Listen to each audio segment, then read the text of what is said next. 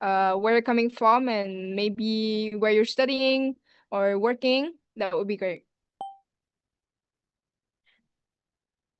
There's more than 80 of us in this room. That's crazy. We have someone from Singapore. Anyone from Europe, maybe?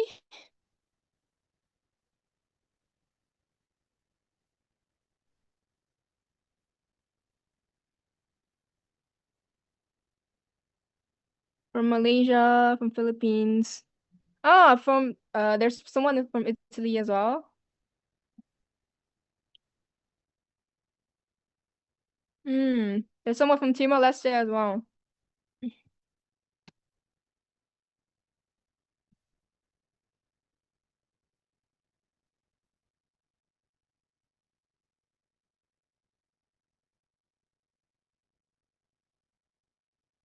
I think let's wait for 1 more minute at 7:05 and then we can start.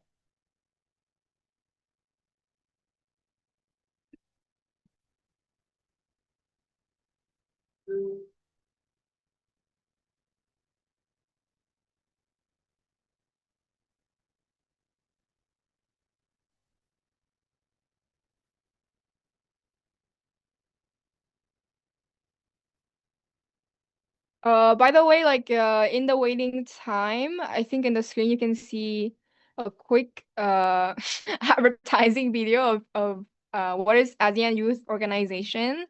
Just a quick overview. This webinar is organized by AWO, but we are from the Italy chapter. Most of us is based in either in Italy or in Europe in general, and we're very excited to have you here because just so you know that we're the I think at the moment we're the only European chapters. So we are very proud to be the bridge between ASEAN and EU, and there's already 90 of us. So I think we should start already. Shepard, if you can help me stop the video real quick.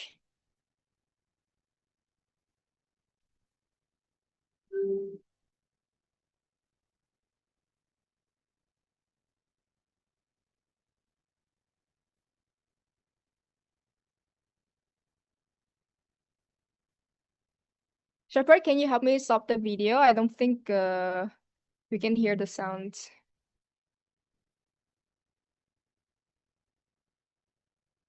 All right, thank you so much. Yeah, so welcome everyone to our webinar, Crossing Horizons.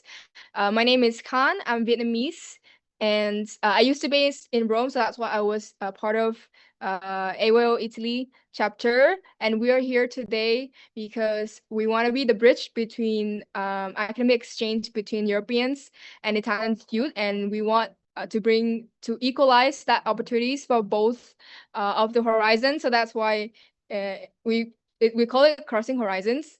And we're very, very honored to have all of you here because we've received such an overwhelming response from all of you from the AWO community. We received more than 300 registrations so far, and I think it's the most registered events that we ever hosted and organized.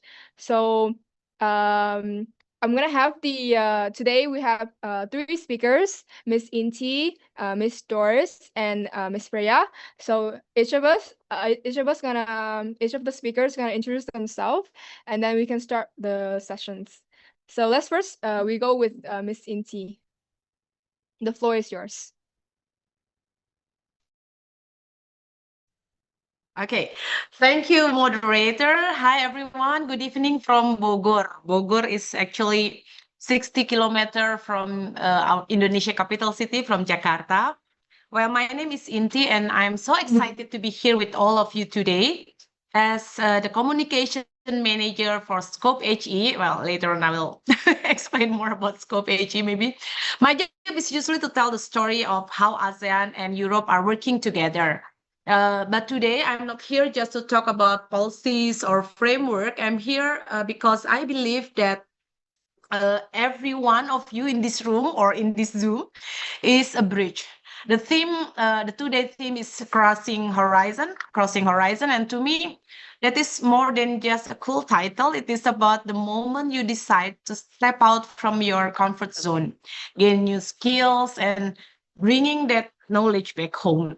Whether you're a student, a researcher, I don't know if there's any researcher here or not, or just someone who's curious about the future, I want you to know the doors between our two regions, ASEAN and Euro, are opening wider than ever before. So let's get comfortable, let's get curious, and let's talk about how you can cross those horizons. So back to you, moderator.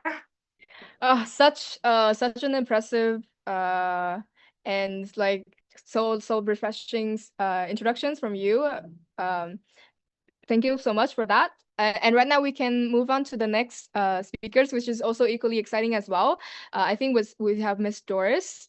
Please, Yes, the floor is hello. yours. Yeah. Hello everyone. Thank you, Kang. Thank you for having me here today. So my name is Chang Do and I'm from Vietnam. You can call me Doris as well. I'm the founder and the CEO of Apesis, an education platform focused on expanding access to the global opportunity for young people across the Southeast Asian. So maybe one of them you've been right now to know Apesis, and maybe you are one of my mentees. We've been there because I see a lot of familiar face. But by the way, I'm starting my journeys from very small city in the north, like 60 kilometer from the capitals in Hanoi, and my hometown is called Vĩnh Phúc, and whereas we very hard to access with international education or sustainability, and it's like far from dream to me, but I achieve it, and I have a lot of people achieve it too. So with Apesis, I hope that it worked like a bridge, like a bridge the gap by combining mentorship. We have the assessing information, community, and system thinking to help the young people really not only to assess opportunities but to sustain their growth beyond them. So currently right now I'm happy to be here today and happy to share with you my journeys, or maybe to starting any opportunity in this meeting with you, all of you guys. So very honored to me. Thank you so much, Miss Kang. Thank you, Doris. I think you have speak with you've attended one of the AYO initiatives before, which is AYEF, right? I think she has a Yeah, lot of exactly. experiences to share with you guys how to actually turn that bridges into reality. So we're looking forward to your section as well. And the third Love speakers to. that we're having today is Miss Freya from the ASEF. Freya, the floor is yours. Thank you very much, Khan. Thank you all for having me today. I'm very, very happy to be here. My name is Freya Chowpool, and I'm the Youth Project Lead at the Asia Europe Foundation. We're an intergovernmental, not-for-profit organization that aims to bring Asia and Europe together across different thematic areas, including education. And I lead our youth portfolio, which means young people aged 18 to 30. We work with 50 different countries, so that means through my projects, I bring young people from 50 different countries across both Asia and Europe together. So this Crossing Horizons title is very, very fitting for also the work we do here at ASEF. I'm very happy to be able to be supporting and speaking in this event. We've been partnering with IO for many years now on our youth work. So very happy to be here and be able to share how our experiences in bringing young people together and the benefits that we see, and why it's important for young people to have these types of exchange platforms and especially engage in events like today's as well. So yes, thank you very much for having me today. Okay, thank you so much for all the introductions. And now we've moved on to the most exciting part of the webinar, which is to understand more of this bigger picture. So we'll go first with Inti. Just like in general, can you help us just like visualize the ASEAN Europe academic exchange landscape? And then from your experience working within the organization scope HE, what first made you realize that this regional collaboration, ASEAN and EU academic exchange, is more than just mobility programs? Oh, well, thank you. Actually, I've worked, well, as you already wrote in my CV, I've worked at Nuffic for nearly 2 decades. And I've seen thousands of students cross borders, Uh, but I realized that plane ticket, I mean, mobility isn't enough if their hard work isn't recognized. When they came home, and of course, vice versa, if your degree cannot be recognized abroad, it will also be disappointed. Now, this journey led me to Scope HE, where we take it to the next level. So I saw that Scope HE is really about building a shared language of quality. It is not just about spending a semester abroad. It is about making sure that the credits you earn and the degree you hold are respected and recognized in both ASEAN and Europe. So in a simple word, we are building here Europe and ASEAN. I mean, we are building the academic highway, the system, and the trust between universities. So your hard work carries the same weight, no matter which continent you are on. So here mobility is the experience, but the quality, the connection, and what actually happen after there, what actually opened doors for your career. So it is not just about mobility, it's about what happened after that. And then so that's my I don't know. Like during your work, what happens at the level of like frameworks and institutional cooperations? What is like the tangible outcome from the policy dialogue that you see? I know that talking about frameworks sounds like a lot of paperwork, long process, but for a student, this translates into something tangible the moment they realize that they don't have to fight for the system to get their education recognized. So I don't know. I don't know who is actually the participant here, but like for example, from my work, yeah, during one of our meeting, this is before I'm joining the Scope HE, for example, my colleague in Nuffic, Thailand at that time was asking, can a degree from Thailand, the bachelor degree from Thailand, be recognized in the Netherlands? Because it was years ago. Because now, if the student graduates from Thailand, they have to do a pre-master before they can get a master degree, something like that. So we are talking about being recognized. So so all this framework, it will become real when all those trust disappears. So vice versa, when the student return homes, for example, the student return homes, for this is not from Europe, from other country. Yeah, I take the example. They take bachelor degree in one country, but when they return to Indonesia, Indonesia only recognize it as polytechnic, for example, or only 3 years degree, not 4 years, although they are studying in this country for 4 years. So they are stressed because their degree couldn't be recognized by the national government.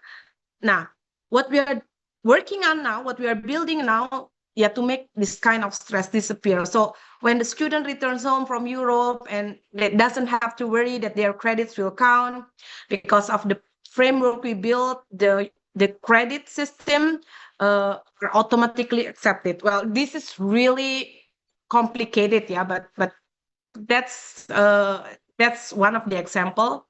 And not only about the credits, also the quality is guaranteed. Wow, quality assurance is something also complicated, and then need a long way, need research, need discussion.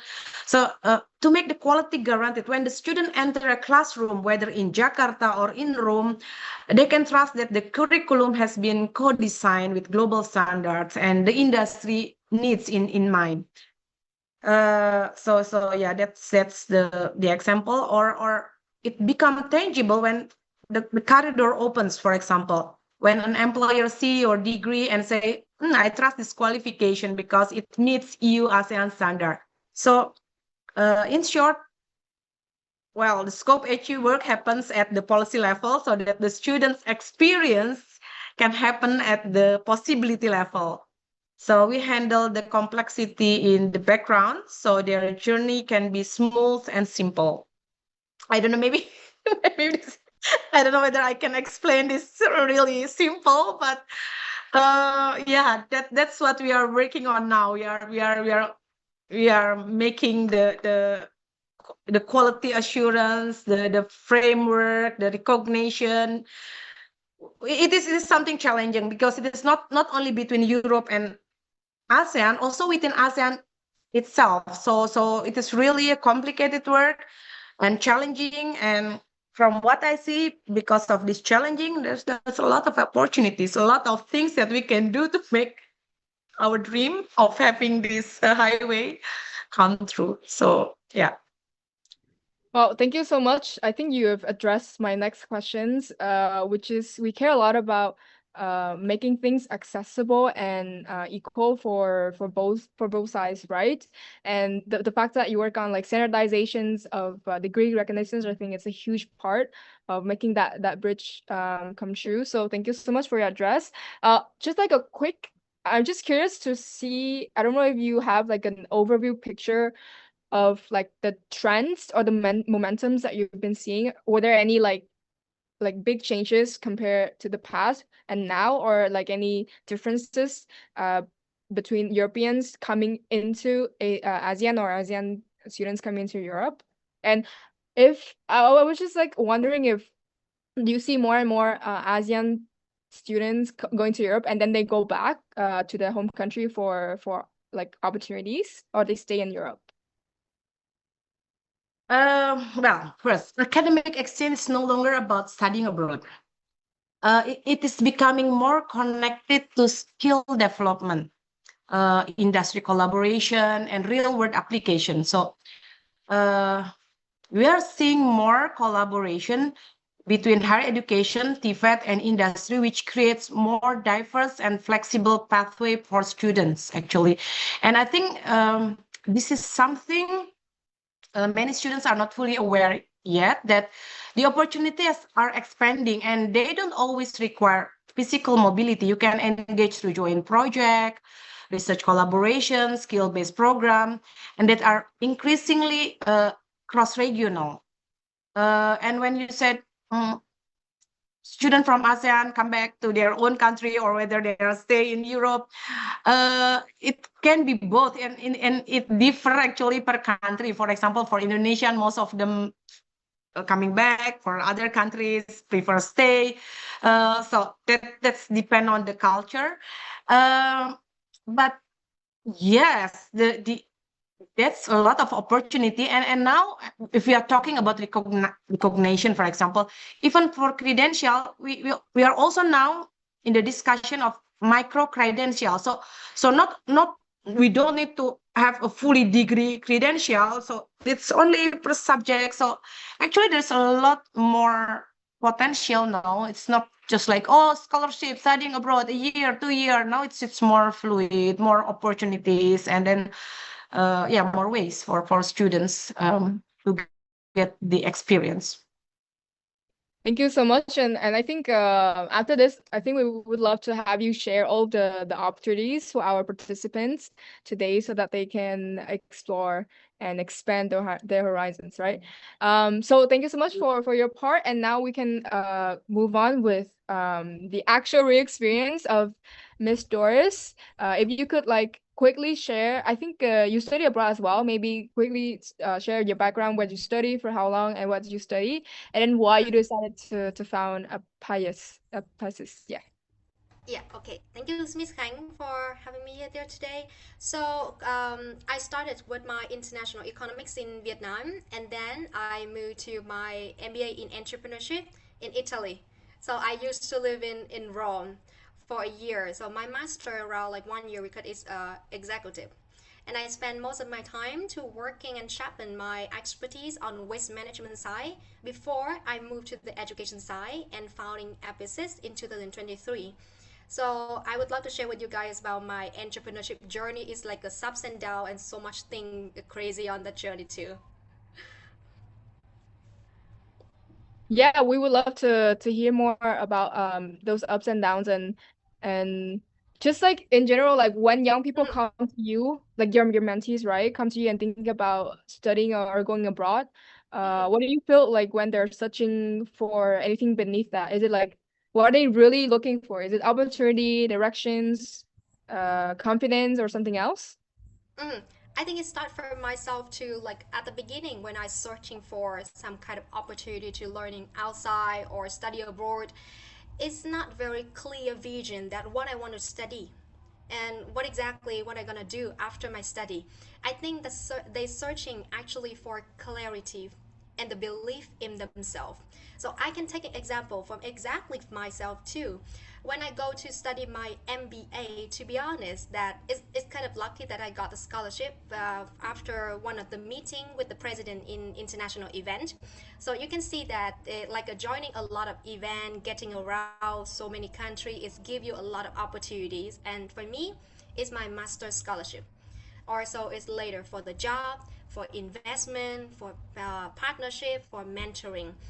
So it can be a long way to say, but when I come to learn my MBA, I start the first business it Upgreen Vietnam, and it's in the recycling sector. So we recycle plastic and turn them into like a quality furniture. In combination with the artistic and some heritage element in Vietnam. For example, you can listen about trống đồng drum, and also something like a traditional Vietnamese lacquer. So we combine them inside. And my MBA journey is really helped me in this way. It helped me how to run a business, how to build a business model. I don't know if it's effective or not because, by the way, even for now, it's very unstable. But along the way of my journey, learning, I think that I searching for direction, and the people that I met in the way, my fellows, my teacher, they gradually become my mentor to help me and support me in my business a lot. So the young people right now, they got a lot of problems on how they can direct themselves, and some people redirect because they go lost and they don't know, oh, what exactly the way I want to come back. So scholarship can be one of the way how they cross the horizons is exactly the topic that we talk today, right? How they get out of the comfort zones, how they start to something new, how they approach the new thing, like for example culture. And it's so many things outside that is it make me frightened. I afraid of when I start my journey, but it's helped me a lot. So I think the people, they see opportunities like a scholarship, fellowship, exchange program, but they don't know which one will feed them, whether they are good enough or not, and they are confusing, they are chaotic inside. So the most important thing is the direction, and when they have the clear direction, they will go very fast. So it's from my experience to, like, I mean, 4 years to working in this kind of mentoring section. Okay, thank you so much for your sharing. I think it's very like eye-opening as well to see like each of us like coming to being abroad, and there's so many challenges that we have to navigate, right? Yeah. Was there any like special moments that like makes you realize what was possible for yourself? Mm-hmm. So it's like a wonder moment to help me to shift my perspective, and maybe I think out something new, right? Okay, so I have one trip come to Austria in 2024 too, and I joined European Forum Albach in 2 weeks. And here I have a lot of discussion with the people from 60 country, and they talk to me about their belief, their business, and their idea, and so much thing. And I remember one Muslim friend asked me one question: how do you live without belief? You don't have your God. What do you do when you feel sad? When you feel guilty, where you gonna find it? And how you will confess? What you gonna to overcome? I was like, yeah, I don't have my God. Exactly. And what exactly to my belief? And I keep the question in myself for very long, really. And recently, when I met one of the friends, she is like a fellow in Swaziland in Xinhua right now, and she crossed by from Beijing to Hanoi and met me, and she asking to me, so what is your belief, Doris? The question is again and again remind me a lot. And even for now, I asking myself what exactly my belief is and what the I'm doing right now. I building a lot of business, and I just spend all of my saving account. I would say, to be honest, to open a study space in my hometown. It is a rural area. Nobody go reading book. Nobody study too much, but I did it. And I think the moment somebody asking me is like a turning point, and the goal is like Afghanistan goal, and she Muslim too, and she asking me the question that I keep for myself very long, like 2 years already now, and I still searching for my belief. Maybe my God, that's something I put in like a metaphor. So what exactly the God that I follow?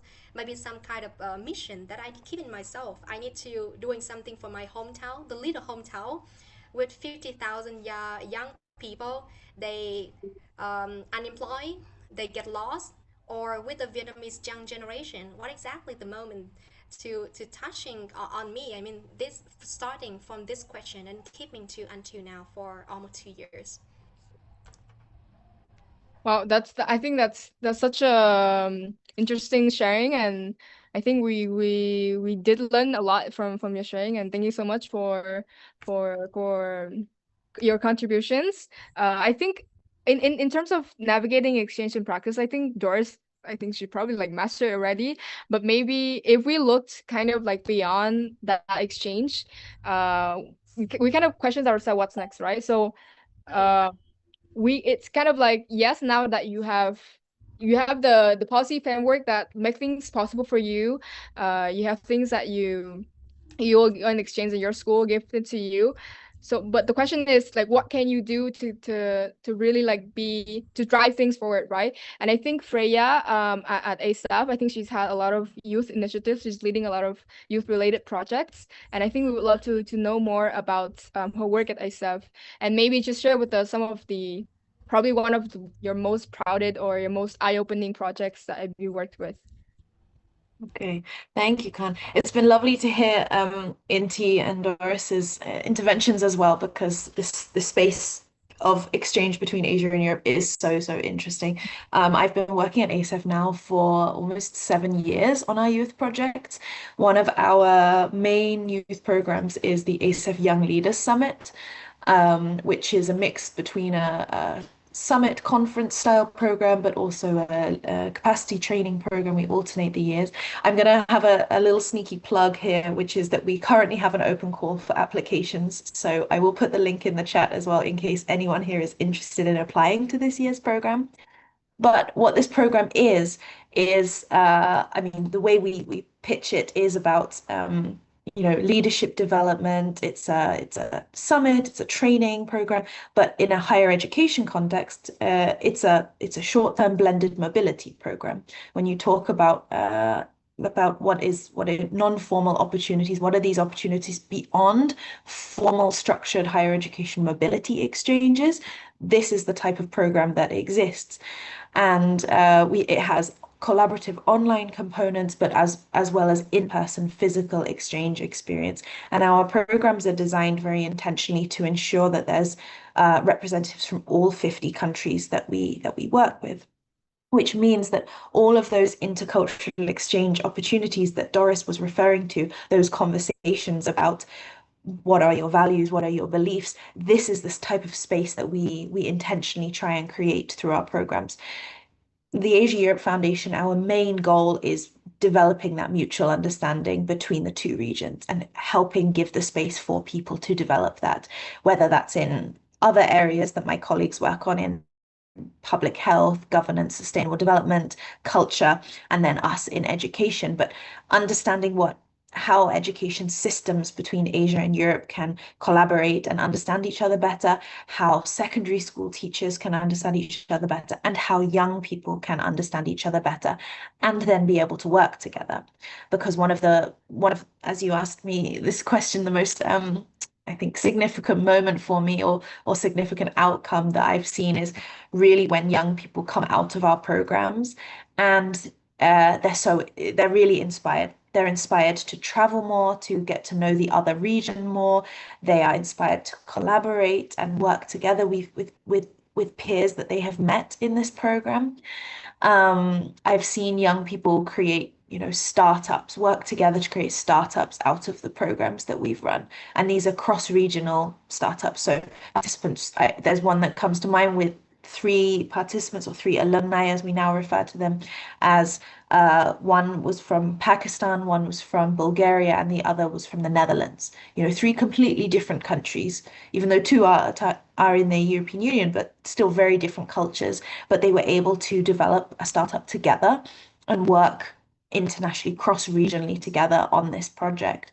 And so seeing these types of projects and organizations come out of it, I think this is something that's really, really valuable for me, to see people develop those connections that can help them grow professionally. Oh, I think there's someone's microphone is perhaps on in the background, so you can turn that off. Thank you. To see these things grow and help them develop professionally. But at the same time, even just the basic things of friendships that are created in exchange programs. I think everyone that has gone on an exchange program knows how many wonderful friendships and connections that they have made, right? And I've seen alumni from our programs, attend each other's weddings and be meeting for lunches to catch up years later, 10, 20 years later, beyond the project that they participated in. And so I think this is something that exchange brings you more than just exchange programs, mobility programs can bring you so much, both for your career, for your personal development, for your self-development, your self-leadership as well, and your understanding of the world. But it also brings you those connections and those friendships that can help to you both professionally and personally for many years down the line. Wow. Personally, like I'm very interested in like tangible outcomes, and knowing that like SF programs not just only like being symbolic and then you go and then just have a certificates out of it, but being able to develop like something actually it's helpful for both regions. I think you guys are doing great, and I would love to know about what is the secret sauce for, because like maybe the 2 regions are so different, and how do we work into like connecting and like neutralizing and bringing people together in the same room? I think intentional design is really, really key. I mean, all of our programs, for example, we ensure that there's representation from all 50 countries.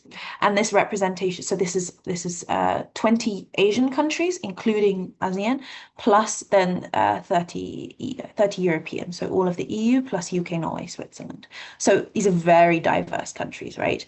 Even acknowledging that representation of one person from that country cannot represent the entirety of the country, with all of these countries having different subcultures and different ethnic groups. But we try and ensure that there is representation from all 50 countries. And that type of balanced exchange also comes with a recognition that everyone has an equal voice in this environment. And it's not that I think we know also everyone here especially in an ASEAN context that sometimes we have this developed and developing country dynamic, the power imbalances that can happen when you put a lot of people together in a room, but we always try and ensure that everyone has an equal voice. And when we design our programs, we ensure also that these collaborative components, so young people working in teams together on something tangible, for example, these are always mixed Asian and European teams. So it's equally mixed. There's always European participants and always Asian participants. If these teams have team leaders from maybe our previous programs come back, they are also a pair, one Asian, one European. And this is to ensure that there's an acknowledgement and recognition that everyone from whichever country they're from has knowledge that they can contribute. And regardless of the age that these people are coming into our programs with the level of experience, I mean, 18 to 30 is quite a broad range of age, and you come with different experiences, but you're always going to be able to learn something from someone because they're from a different country, because they have, like Doris mentioned, different value systems, different perspectives on the world that you can learn from. And we very intentionally say all of these things at the very beginning of the programs. You know, we say these disclaimers that say you all come from different perspectives. You might all have stereotypes, bias, assumptions of other countries, of people from other countries. You know, you've heard of things on the news, through media, you've seen films that stereotype different cultures. But your task in this program is to actually try and get to understand people beyond those biases and those stereotypes that you have, to get to know people more at a deeper level, to know what their values are, to know how they see the world in a way that is beyond those stereotypes. And we make sure that our program's methodologies include spaces for that. So that might be tools like something we've done before is what we call peer-to-peer interviews. So in a group of 50 people, for example, we will pair up everyone so that there is one Asian, one European in a pair. And we set some guiding interview questions, but they can see where the conversation takes them. But it's really, these questions and this space is really as a format for them to just simply get to know someone at a human to human level. And this is the type of space, I think, that intentionally helps you develop those intercultural understandings, and then be able to build the trust to work together beyond the program, because you need, for any type of cross-regional collaboration or work together, you need that understanding and trust to be able to ensure that you can communicate well and for the collaboration to be successful.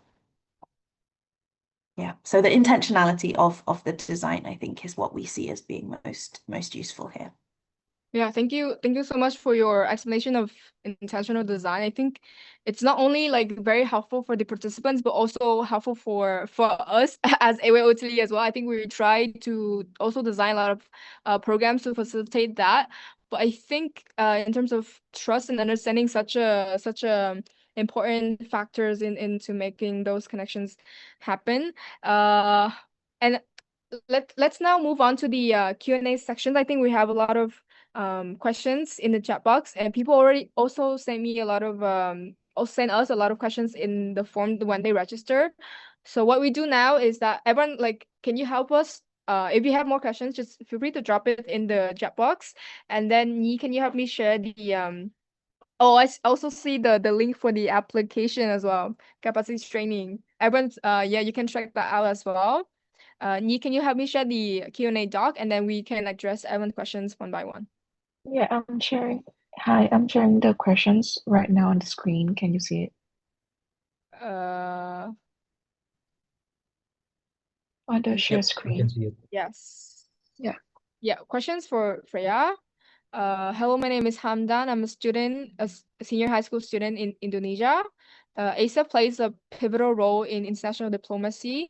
From your perspective, how can we move beyond symbolic participation to ensure that youth have a seat at the table where actual policy decisions are made? And what are specific frameworks should young leaders adopt to turn these international dialogues into measurable local actions? That's a big question. It's very important to move beyond symbolic participation. We have this term also is used quite commonly in European contexts of youth washing, so that there's always youth representatives in programs, but or in dialogues, but you know, how is their voice actually heard and taken into consideration? It's not easy because in at policy level, and perhaps Inti can also come in with her perspectives here, because at a policy level, you know, decision makers don't have a lot of time. They don't have a lot of time to consult. They need to be able to move things forward. And while the youth voice is very, very important, and I absolutely agree that the youth voice should play a pivotal role in decision making, it also needs to be the right voice of young people, and young people with perspectives on the topics that can understand and be able, who can understand the system that the policy is working within, of course, as well, because this systems level thinking is not easy without understanding a broader picture. And I think sometimes that's why it's tempting for decision makers to say, oh, it's too much because young people don't have enough experience to be able to contribute valuably to this topic or whatever the topic is. However, I think there are a lot of good frameworks for young people to be included in policy decisions, but not specifically in what might be seen as the typical place. I think something that the European Union has been doing very well in the Directorate General for International Partnerships is they have these youth sounding boards, and I think they've done this through a lot of the EU delegations in ASEAN as well, having youth sounding boards of young people coming in from the local context to be able to just, exactly as it says, sounding board, it's to just give their perspectives on the topics, to just reinforce and give that additional perspective on the topics. So I think there are opportunities, and I think more decision makers should be doing more to include, but I think it has to be done in the right way so that it is not just symbolic participation. I don't think many institutions have found the right ways to do this yet. I think there's a lot more that can be done. But I think more ideas should be tested on this. Something we have done as a way to I would say ensure that the youth voice is being heard in maybe a different way that's seen as like not necessarily young people at the table, but we conduct youth perception studies every year on different topics. And these are turned into reports that are then presented to decision makers with recommendations. So it is absolutely the youth voice.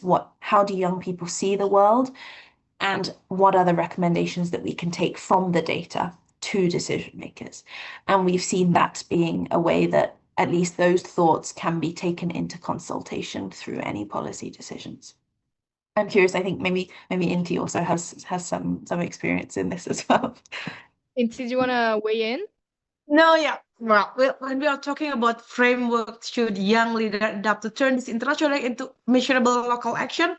Well, actually, this challenge not only for youth, only for young leaders, it's for everyone. Everyone has the idea and want to be adopt and how. So it means, well, can I say it's a competition? No. Yeah, we have to be visible. So when, for example, when this youth joining an event only for symbolic participation, we turn that into opportunities. We make it visible. We put it in writing an article in local media, for example, how this symbolic, and they frame it, and then we meet with the local government. So the more we become visible by people, then the more then it will be adopted, of course, and then the more people agree with us. And so this is theory. I mean, everyone, but it is really challenging, but not impossible. And I've seen some youth who actually who actually has their idea. For example, this youth has idea from competition, and then they want, and they make it something, and then finally they get bigger project, for example. But it needs consistency, I think. If you really believe that it has to be research, as Freya said, it should be valid data. It's not just opinion. So, okay, I have this opinion, but there is a background why you have this opinion, and it should be measurable, and keep consistent and make it visible. And then, yeah, I think it is not only for youth. Believe me, it is also for because when we are talking about EU, ASEAN, like for Scope HE, even for Scope HE, we have policy dialogue, for example. Every year we have policy dialogue, and how this policy brief can be adopted by the national government, for example. We have to have many meetings and then joining any other events. So make this efforts visible, and yeah, that's work not only for young leader. Actually, it's for everyone who has belief. Actually, we all have the same perspective. We all have the same objective. For example, different perspective, same objective, but how to make this measurable local action, I think, but make it more visible, make it more heard. So that's me. I think in terms of I don't know if, I have a question for Doris because I think in terms of Yeah. like turning policy into execution, I think you have already turned in some of those initiatives because you mentioned that you like open a classroom in your hometown. Or can you Mhm. share more about that? Yeah, so actually, it's not related to too much about the policy. It is about my idea related to how to enhance the youth capacity in my hometown because it's a rural area and they don't have too much approachment to the internationals and sustainability and the green skill. That was something we mentioned a lot in some kind of programs like that and a discussion and dialogue between youths, right? And come back to the question a little bit, I just want to say, like, when I talk about symbolic participation of the youth, I think the most important thing when the youth themselves, they need to aware very deeply about the social problem they want to raise voice. Actually, like a Freya, she's also mentioned a little bit, right? So some youth, they see the problem and they just share very basic observation, and it's a problem. Basic observation is not enough for the youth. It's really take a seat on and talk about this. If you need to discuss, you need to have a data, you need to have an insight. Of course, somebody needs to guide them. We have a lot of program and also training courses to give them the framework how to deep dive on these kind of problems, right? But the youth itself, they need to be very aware of this, and also they will take the initiative by themselves and go very deeply on the problems before they want to raise it and before they joining like the policy discussion. So in my hometown right now, when I open my study space, I also hosting some called soul talk. It means social talk. I call and invite the youth in my area coming to share about their insight and what they look around, and I guide them more about how they can dive deeper on this and really to make them is like, if you want a policy, okay, go for policy. If you want to make it something actionable, okay, set it a plan. So but at the beginning you need to dive on what exactly the root of the problem you care about, gender equality, family violence, environments, whatever. But the youth right now, they need to have more skill. I mean, how they can really understand and analyze the problems before they really doing something and choose what kind of particular way they will go on. Uh, Freya, you raise your hand. Yeah, if I can just maybe add on to this, that a good example I think I see is that so many young people, exactly as Doris said, we get a lot of, like, oh, okay, the government really have to fix climate change. And, everything they like, why are we still letting industry burn carbon, burn CO2? Like very overarching statements on fixing climate change. Like, it's a very important problem. I agree. Obviously, no one's denying this. However, exactly as Doris said, the system is so much more complex than just, cutting out all carbon emissions. It's not a straightforward thing to be able to do.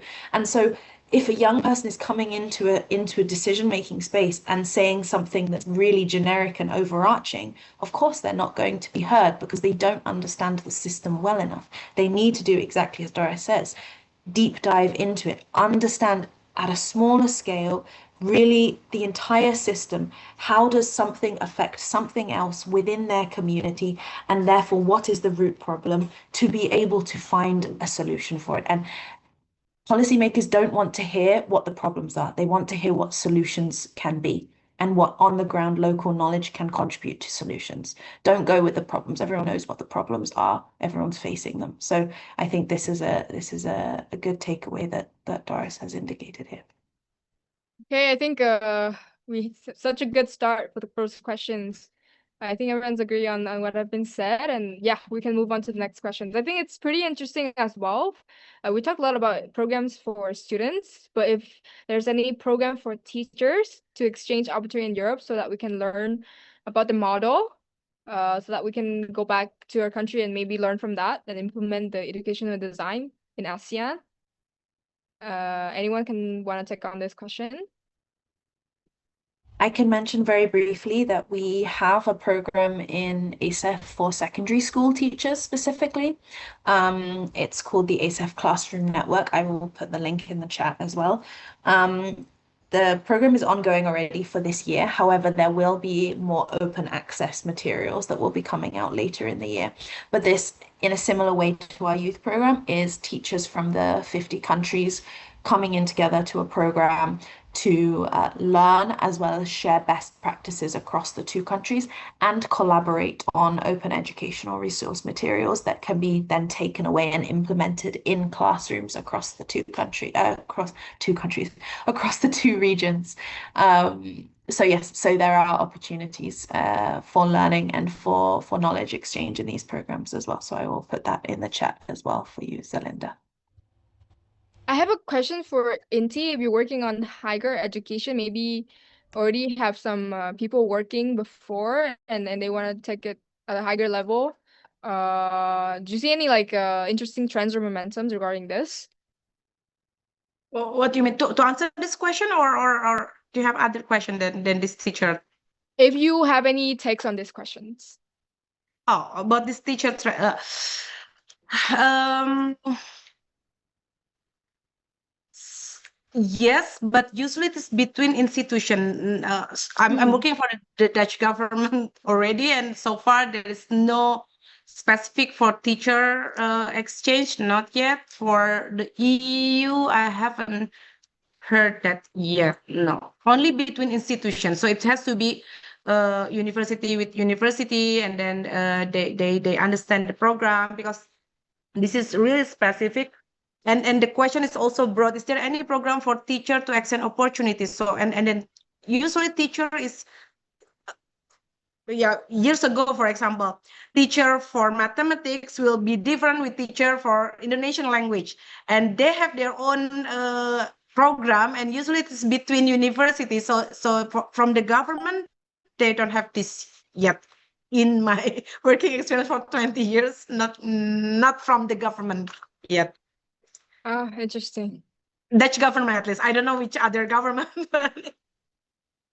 All right, I think we can move on to the next questions. Yeah, I think this one is for you because you talked about university partnerships. So how do we turn? So sorry for the first question is from Indonesia, right? Actually, the Indonesian government has scholarship for teacher to go abroad, but we have to check it again whether it is still ongoing or not. But Indonesia has that program. Yeah. Okay, guys, by the way, before you ask any questions, do introduce yourself and where you're coming from so we can have more context, yeah? Yeah, so the question is, how do institutional partnerships between ASEAN and EU university translate into tangible opportunities for students beyond formal agreements?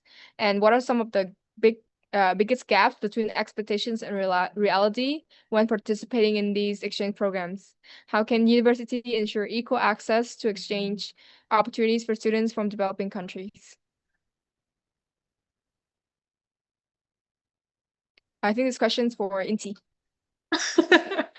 Okay, thank you. You're the only one in the room can address this. anyone, maybe Freya or anyone.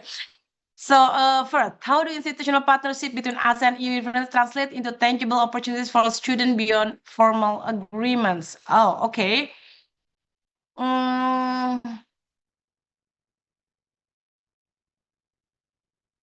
Actually, no, okay, from the student perspective, what are the biggest gaps between expectation and reality when participating in exchange program? Many, for example, for me, myself, a long time ago, I joining exchange program when I was in high school, for example. I thought studying abroad will be like what I seen in the movie, because what I seen in the movie is the American movie, and then I go to Europe and it is totally different. They have different system. That's another a gap, for example. And another gap is a language barrier, and then so when we are talking about EU ASEAN, and then it is really different if we are talking from Indonesian students, Laos student, Cambodian student. It is all have different perspective and different gap, and from the education background gap. So yeah, many things. And how can university ensure equal access to exchange opportunities?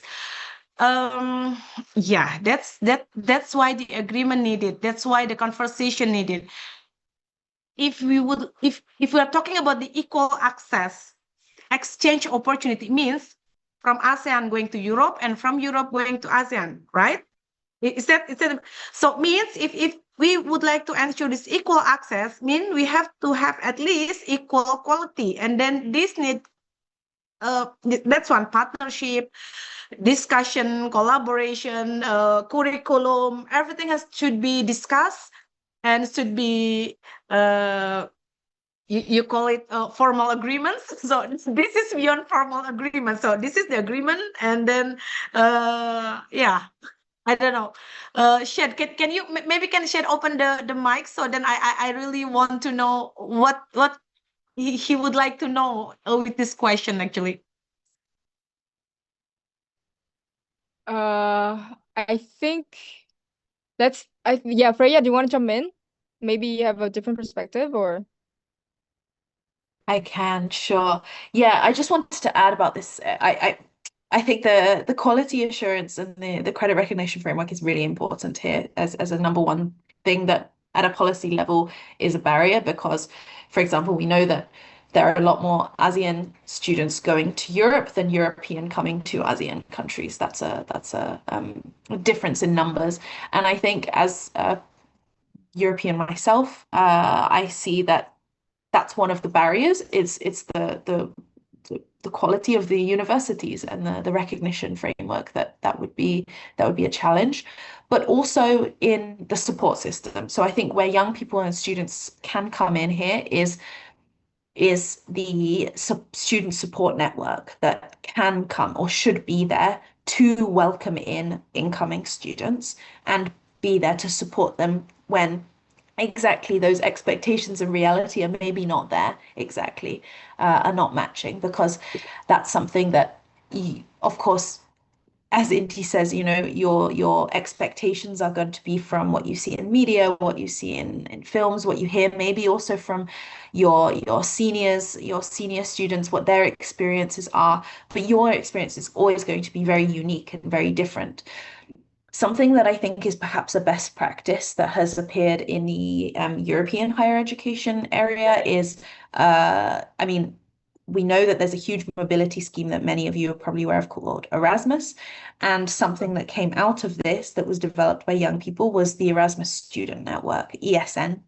And this is a student organization that works in a local city level, a national level, and a regional level.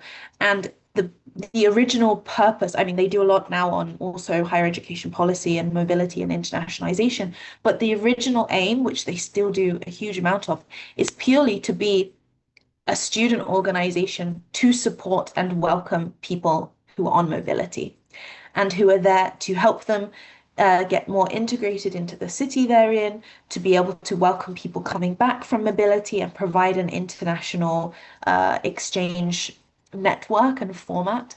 But this is a system that I've seen work so well. I mean, I did a student mobility myself when I was at university, and I joined the local ESN chapter, and there were lots of activities. There were activities and programs that were put on, as well as student trips organized for all exchange students. And that's a type of network that I think helps really from that student perspective to better integrate and to both have fun, but also be able to create networks, make friends, and to be able to settle into a new place and a new city much more easily when you have people there who you can go to and ask those questions about, okay, I didn't expect my housing to be like this.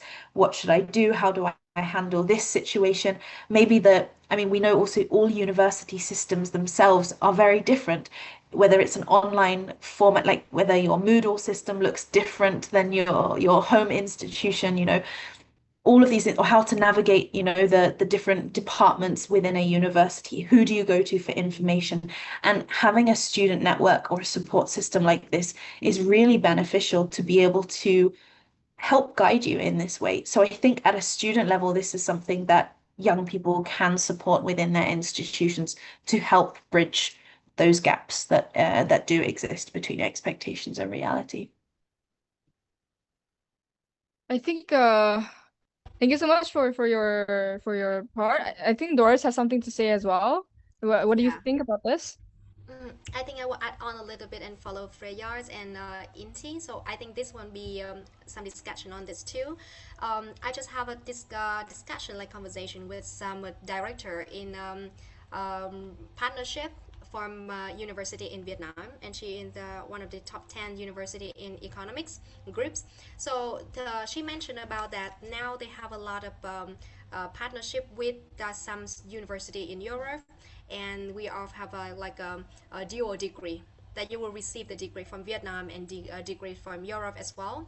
But it's a kind of formal agreement that she mentioned too in that here, because when they make some collaboration, but they didn't transfer the e-learning platform, the system, the case study or material. They just simply focus on the certification that the student received. They do not exchange in the knowledge. So I think if they really want to the partnership between ASEAN and EU university, if we really want to focus on what we can create the tangible opportunity for the student, we really need to have a good transferring model. I mean transferring in knowledge. For example, Inti already focusing one point that the student need to check very carefully curriculum. So when you take a look at curriculum that program provide, you can see how much the teacher engagement inside, how much from your country, how much from Europe country, and what opportunity you can do. For example, researching, kind of internship or the project that they can did. So partnership they have, but the quality partnership, that is one of the problem that now we can mention too.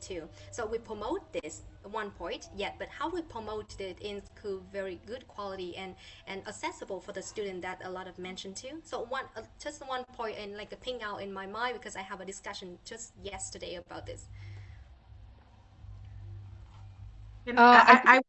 Yeah, go ahead. Based on experience, for example, because this is really interesting. How do institutional partnership between universities? You're talking about partnership between universities and how the student can get benefit, a tangible benefit. Well, I have the example of this. For example, university have formal agreement on living lab. So student from the Netherlands can come to Indonesia, and Indonesian student can come to the Netherlands for working experience, studying in the universities. But then at that time, why it didn't work? Because of different expectation, different regulation. In Indonesia, for example, internship only 2 months, while in Europe, internship has to be 6 months, for example. And that makes Indonesian students cannot find place because I can only go 2 months, not 6 months, and then same.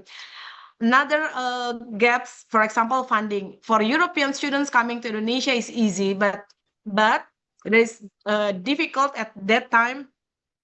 Environment here in Indonesia, international environment, for example, it's not ready yet in the universities. While for Indonesian students, funding is difficult to go to Europe, and there in Europe, the international environment is already ready. So how can the student get benefit for this from this gap? Yeah, the solution is we involve governments here. So then the government have because to change the regulation, government has to be involved as well, and also the funding, and the government support the funding for Indonesian students to go abroad at the time, and the government also become more flexible in terms of regulation for that students coming to Indonesia. This is just an example. So sometimes if it is only university and university agreement and the regulations not match, then maybe we have to take government there as well, and then make it triple or quadruple helix agreement, so then student can get benefit out of that. So yeah, that's based on the experience, what have happened, and then how we solve that. And then Yes. how can university ensure equal access? I think opportunities cannot fit for all, right? I mean, so it has to be have different opportunities for different.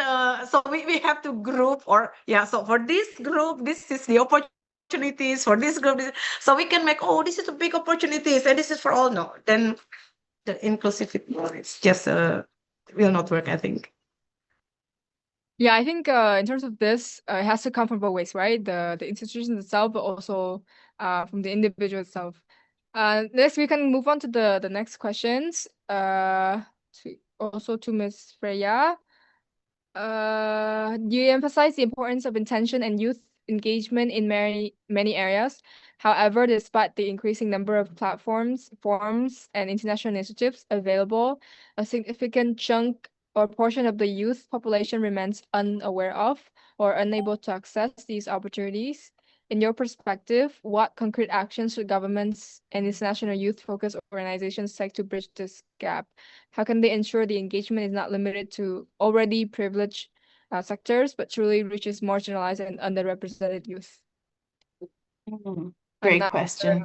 equity question. Yeah, it's a difficult one though.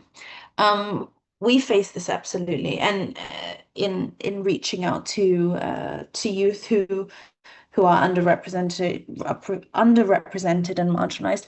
I think one of the key things we've seen is, I mean, there are specific, especially from a European perspective, there are, and I think actually also in an ASEAN context, there are specific youth organizations that are focused on representation of underrepresented and marginalized young people, and connecting with them and bringing them specifically into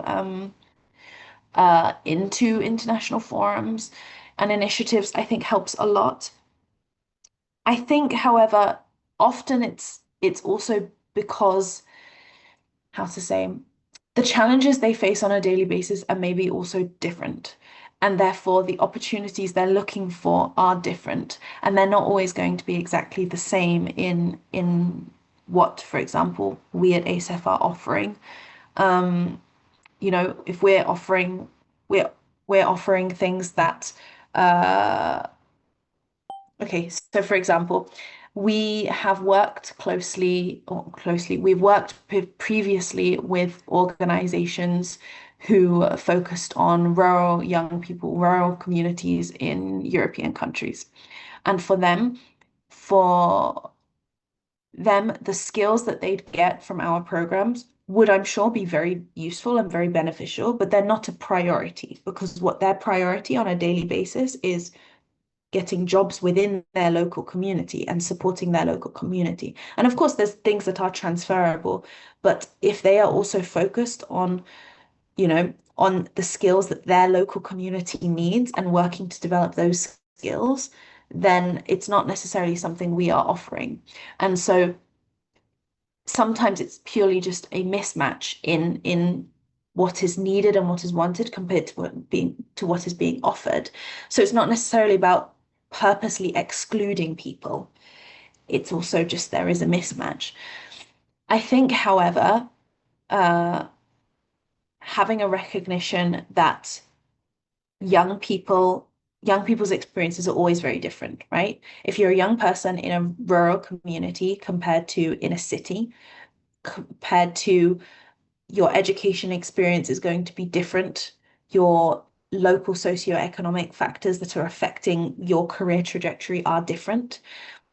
And for governments and institutions to acknowledge that that is the case, to be able to try and ensure that there are opportunities that are targeted for you and not just specific, not are for everyone, and therefore it all applies and is applicable to everyone. I think that's something that more institutions could work on. I would say, however, also that we are, at least in ASEF, we are already working to engage young people who have perhaps not had opportunities internationally before. This is something we ensure in our selection processes. That we always, we have this joke that there are many young people who've been to, all of the typical international forums. They've attended all of them. They've had all of the similar opportunities, and we jokingly call them like frequent flyers because they're always at all the same youth conferences.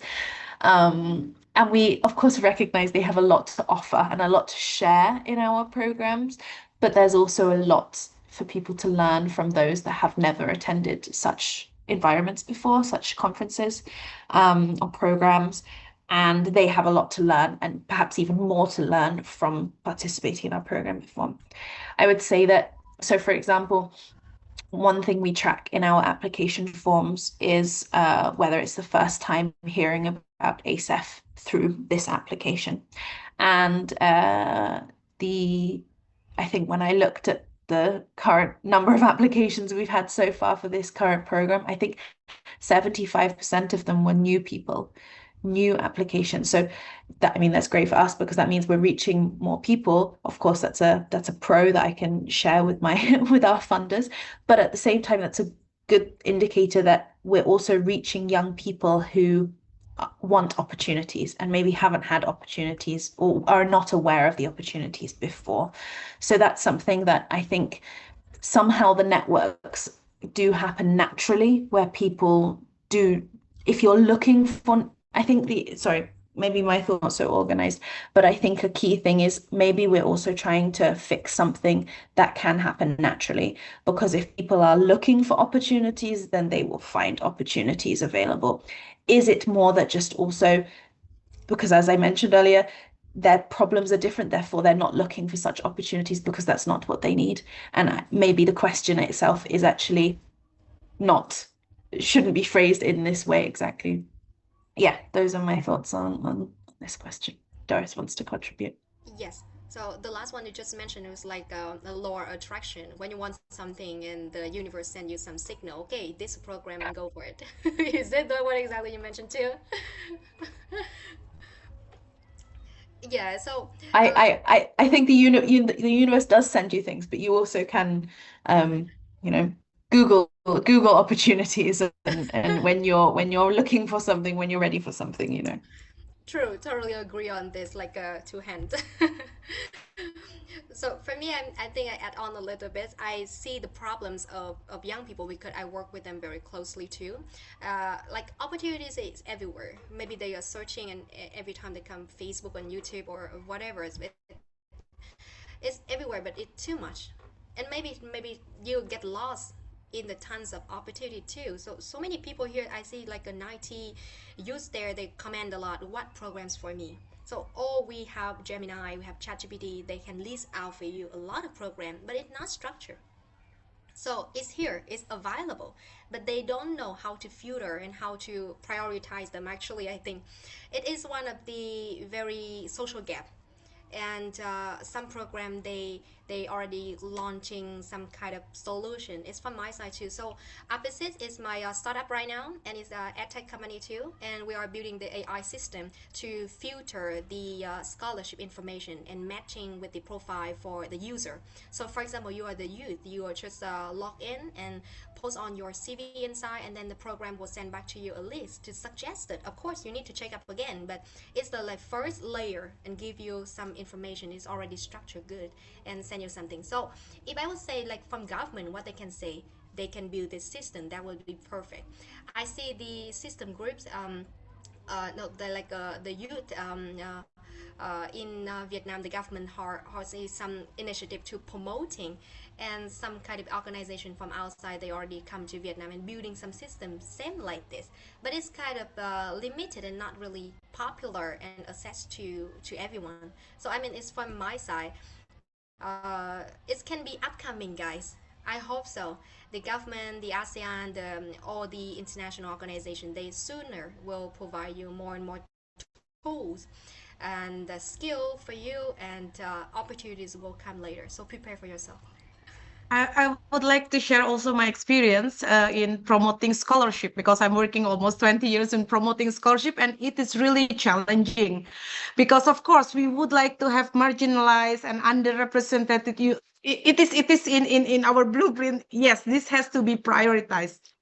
But how to do that? Okay, we give more points for the youth coming from this area, and then we give extra promotion, and then we give additional things, make it easier for them. Still in the competition, they cannot, for example, they cannot accepted by the Dutch institution because of their English requirement is not enough for the university. Well, they get the scholarship, but they don't get the acceptance letter from the university. Another problem for the scholarship. So it is really challenging. So how can ensure that this is not limited to already privilege? So we have to tailor the program. If it is the if this for example, underrepresented youth, their English capacity is not that good yet. Now, then we are not sending them to the Netherlands. We are improving their English. So we have to tailor the opportunity, because if we even from my experience, even we already give additional benefit, and then it still cannot compete. And finally we make it because in the scholarship program, every 5 years we evaluate, and in the last time okay, now fully competition, and then they come from under. So because if I don't know, it's really I think it should be yeah, from the experience we cannot if we are talking about marginalized, the question is why they are not participating. Is it because they don't know the information? Is it because they don't aware that they have the capacity and then capability of joining this? Or is it because they're not even not capable? If they're not capable, then we are looking for another program for them. So I think yeah, from the experience, that's my perspective on how to ensure this engagement is not because the scholarship hunter, for example, the one who already got the scholarship master program abroad, usually when we open the scholarship for the PhD, is the one who already got scholarship abroad. I mean, the person who is doing their master in country, for example, usually yeah cannot. I mean, yeah, can be that competitive. So that's why, yeah, it is not an impossible, of course, but yeah, from the uh, data that I have, so it's should be tailored, I think. Yeah, I And think we should know why they are not joining this program, for example. I think when we looked at only the surface level of marginalizations and underrepresentations, when you guys like unpacked it, there's so many like different shapes and shadows of it that we don't really think about it, right? And also encouraging everyone, when you looked at the problems, maybe working backwards instead of like like blaming someone, work backwards, like why does this happen and what are the influencing factors of that as well. Next questions that we have is as exchange increasingly connects to future employability, what kinds of questions about skills, green and digital skills, should youth from both regions prioritize to remain relevant and competitive across each other labor markets? Yeah, we talked a lot about like curriculums and knowledge, but also skills play a huge factors in helping us upskills ourselves. So anyone want to take on this question? I think I can go first for Yeah, this. go ahead, Otis. Yes. So recently I have a kind of speech about in ASEAN Youth Summit, and we talk about one of these skills is very pivotal for the young people in the new era, like a digital era. So we talk about AI, we talk about the changing a lot in labor market, and maybe you'll be unemployed because the AI will replace it your place. And one point we also mentioned about the online safety. So a lot of information is not correct. So they can posting some job is not correct too. So you listen a lot about some scammer that they can fraud you, and also you can be kidnapped or something else. So I think for this kind of market right now, it's become increasingly very dangerous for information that we consume in internet every single day. So the first skill you need to be how to acknowledge and protect yourself from these kind of stuff first, because you try to searching a lot of opportunity. I would love to say to you, so many opportunities scammer too. So be careful on this. So select the good opportunities, reading very carefully and starting with something very quality with a long history, for example, that would be a good start. And also, before you start to doing something, believing on something, apply a job or visa or going somewhere, you need to be very careful too. So this more digital, like the increasing of digital life, this increasing the dangers in reality life, I would say. Do we have any Freya or Inti, do you guys know any programs that help us help the youth on upskilling in green and digital skills? You mean like a program that promoting the green skill for us right now? Yeah, sure. Mm, I would say there is a lot. Like for example, I said here, Freya has got already introduced to us, so it's one of the great opportunity that we can try too. From my side, I think it's up to the people how they choose the program. For example, to me, it's very based on my interest in waste management and entrepreneurship. So all the program that I focus on is very closely to the topic that I choose. For the people, they will choose the topic based on their interest and the career life too. So I think the green skill and digital skill is very big terms. It's something that we need very well prepared for the new market. That so many people complain about this. So I choose a different way. For example, I start my two business already. I didn't find a job. After graduation, I start my own business. It failed. Okay, start a second one and using all my saving account to doing something new. I think it be a challenge. It's a pressure, but it gives me a lot of pleasure too. And I don't be pressure to be like a under supervisor or receiving a salary job or something like a few months I didn't receive any income, but I'm happy to for this. I think in terms of, yeah, thank you so much for your sharing. I think in terms of programs, I think we can follow up for participants all the links and resources that is necessary. I think we have gonna go with the last questions for today's sessions. That is, yes, another question is from an high school students from Indonesia. As young people trying to find new things and new opportunities, my questions about this program is, are there any tips to handle the culture and curriculum differences in the country of the exchange program? What are the first steps that we could take to open our minds and adapt to everything? I think Inti, you want to take this question? Okay. First step we could take. Well, I think yeah. Well, actually, this is really challenging for the youth in this era because we are flooded by information. So, what should we do? We have to get the skill on how to skim this information. What do we really like? And then, yeah, we also need to talk to people, not I mean real in person, yeah. No. And then we see example. Because I think the most challenging if I live in this era, there's so many information and even I don't know which one maybe fake or not because even if I Google, for example, scholarship from the Dutch government, I still get information, some scholarship which is no longer valid anymore, and it's still there. And I would like to delete, but it is not in my authority. So that is really frustrating. And which one is actually for me, and whether is it? So the first step is the ability to yeah to skim that, and then we, for example, I know some youth just copy paste and ask AI to answer, and then seems easy, but actually it is not easy. uh, True, AI gave you the answer, but you need experience um, to understand whether the answer given by AI is actually worth it or not for you to present, for example.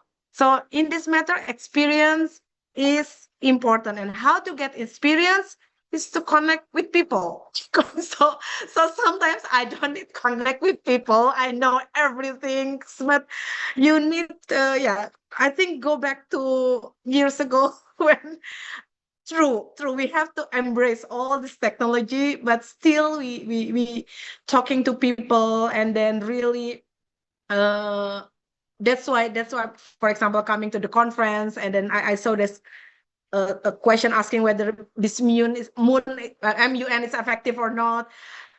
Yes, then you can meet people there, and then you can yeah, I think so. What are the first step to open our mind? Of course, read, and then skim, and then discuss, and then not to adopt everything. You have to you have to consult to you have to be wise, and then to become wise, yeah, you make mistake, and then you can learn from your mistake, of course. So yeah, there is no logical 1 plus 1 2. No, there is a lot of variable, and from those mistakes I think you can become wise, and from that uh experience you can decide, oh, I want to do this. Because high school is still, well, I'm 50 years old, and I'm thinking about my high school years. It is okay. There's still a long way to go, but of course now people want to start earlier. Yes, it's true, but mm, experience need time, of course. And yeah, so Okay, so what are in the first step is to talk to real people and then make as many mistakes that you yeah, can. of course, skim the information. Yeah, And so don't first is the information. Yes, yes. And then basic, I think everyone know basic, uh, how do you call it? Basic knowledge. Yeah, this is basic knowledge. And then you have to question it. You have to question it and challenge all the information. I think you have to be critical after you know the information. Yeah, don't just accept it. Yeah, because perspective can be built and can be changed. It is not something that is, oh, this perspective is the best. No, there is no best perspective, because it's always change with all the with all the creativity from a million of people. I think, yeah. So Yeah. and then If I can don't add a try. couple of points. Go ahead, thank Yes, you. of course. You go ahead, No, I Freya. just wanted to, yeah, I just wanted to add on to this point, really important points you've said here about that human connection, right? Because actually this is, I think, ultimately the most important, to recognize that through reading, for example, as you said, like people have written about these things for years, about what is it like to exchange with someone from a different place as you. This has been written about in literature and in nonfiction as well for many years. And to just simply go into a conversation with someone, anyone, about anything. I think something that is so hard nowadays that I observe for young people, and I'm sure many of you in the call have also been, listening to the call and also on your phones at the same time doing other things, but because attention span is just not there anymore. This is something I've really seen. Just put your phones down. Just listen to people and talk to people in what you're saying, because this is how you get to know each other better, and this is how what it means. What does it mean actually opening your mind? It means being open to hearing new things and new perspectives, as Inti said, because those perspectives, and agree to disagree. You're not going to agree to, yeah, I like this point, Carl. How many of you were on your phones when I said this? But you are not going to agree with everyone, and you have to accept that you don't know everything, and you're not going to agree with everyone you talk to. But that doesn't mean their perspectives and what they have to say is invaluable to help you understand the world and be able to go forward in your careers and in your professional and personal development. And I think having that mindset of be willing to go into conversations with people, that's a great first step to start you off with. And then I would say some of those things that I mentioned earlier about recognizing stereotypes and bias, and like Doris's experience, asking people what their values are and what are the things that have shaped them. These are good starter questions that can help you go into those conversations, and open your minds and learn about the new perspectives that you're facing in different cultural experiences. So yeah, put your phones down and talk to people is what I would say. Yeah, big heart, big hearts. I think you just addressed like probably the majority of the participants in the room. But anyway, so Doris, what is your first steps? Um, so I already to answer this in the box chat, I think so, but I will add on this here. So my rooted in literature, I spent 4 years, like no 3 years in high school. So you know, like some kind of gifted school in system in some country that you focus on 3 years to learning only one subject. So for me, it's a literature. So I study literature when I was in high school, and I spent time to read a lot of book, and I think it opened my mind a lot. And I remember at one moment when I come to Rome first time in August of 2023. It's like an autumn, and it's very beautiful. I bring my book. It's like architecture in Rome, and I see Colosseum in front of my eye, and the picture in the book. It's really the moment I really, oh my God, I reach this. And I use this book to talk a lot about Colosseum, like I'm the natives in Italy. I know a lot about this because I read so much book about architecture. I love Pantheons and all the road, how the history of this. So I mean, this is a very beginning step for me to learn about another culture, another country, and even some people, my Italian friend, they love when I speak to them about their history too. And sometimes they were so surprised why this Doris know too much about my home country, because I love it. So I think the first step is very easy, very affordable. Just take a book, buying something new, absolutely new. And this has motivated me to open the study space with a small library inside too.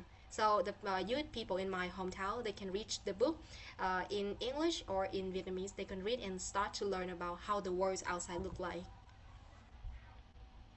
Okay, so if I to summarize the first step, so first we filter the information, right? And then second, we put down our phone and learn about stereotypes and bias. And then third, we go to buy a book. All Yes. just to go out there and open our mindset and talk to new people. And then just learn as much as you can and experience as much as you can. That is the first step that everyone should take. Okay, and I think that's the last question for today's sessions. Let's take a quick pictures before we why Shepherd is laughing before we end our sessions and send thanks to our speakers. And thank you so much for staying all the way for 90 minutes with us. And we really hope that you could learn as much as I did. And we will, of course, share all the resources and the meeting notes today to everyone so that we hopefully this is not like a one-off time event, but we can sustain this and hopefully you guys can from this webinar to turn something execution driven. Alrighty. So many of us here. So Nhi, Can some of you please turn on the camera, please, so yeah, that we have the full screen of we would love people? to see all of your lovely faces. All right. In three, one, two, three. One, another one. Hold on. One, two, three. All right. Thank you guys so much for attending the webinar today, and we hope to see you guys in our future events soon. And thank you for our